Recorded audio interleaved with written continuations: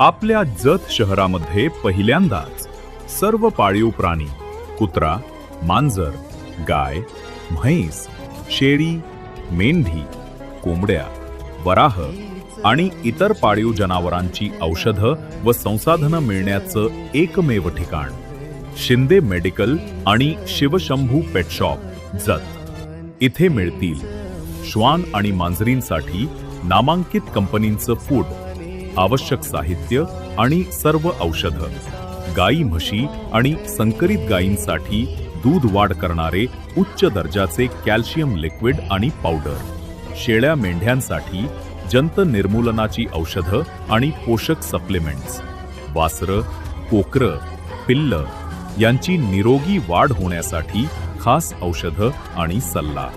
फक्त उत्पादनेच नाही तर मिळेल तज्ज्ञ मार्गदर्शनही, ज्यामुळे सर्व पाळीव प्राणी निरोगी राहतील, व्यावसायिक दृष्टीनं पशुपालन अधिक फायदेशीर होईल आणि शेतकऱ्यांना मिळेल अधिक नफा.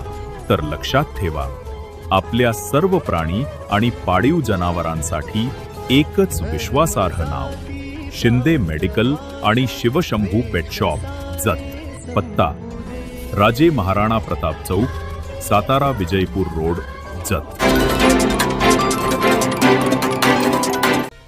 सांगली जिल्हा परिषदेतर्फे माळेगाव तालुका जत जिल्हा सांगली येथे होणार प्लास्टिक व्यवस्थापन केंद्र.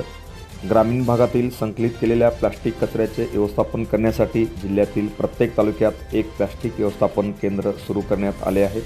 या ठिकाणी प्लास्टिकचे वर्गीकरण करून ते पुढील प्रक्रियेसाठी देण्यात येणार आहे.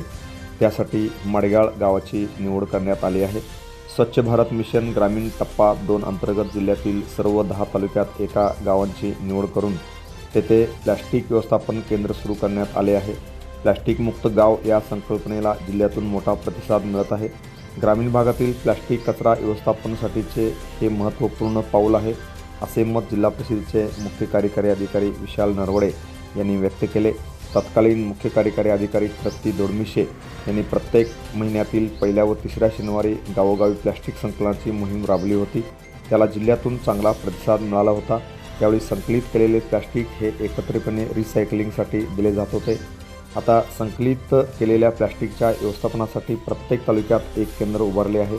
या केंद्रात तालुक्यातील संकलित केलेले एकत्र करून ते स्वच्छ केले जाणार आहे. त्यानंतर त्याचे विलगीकरण त्यांच्या प्रकारानुसार व रंगानुसार केले जाणार आहे आणि ते स्वच्छ करून पुनर्प्रक्रियेसाठी पुढे जाते. या प्लास्टिकवर प्रक्रिया करून त्याचा वस्तुरूपात वापर करण्याचे नियोजन आहे. त्यामध्ये रस्ते बांधणी, नवीन वस्तूचे उत्पादन आदीचा समावेश आहे.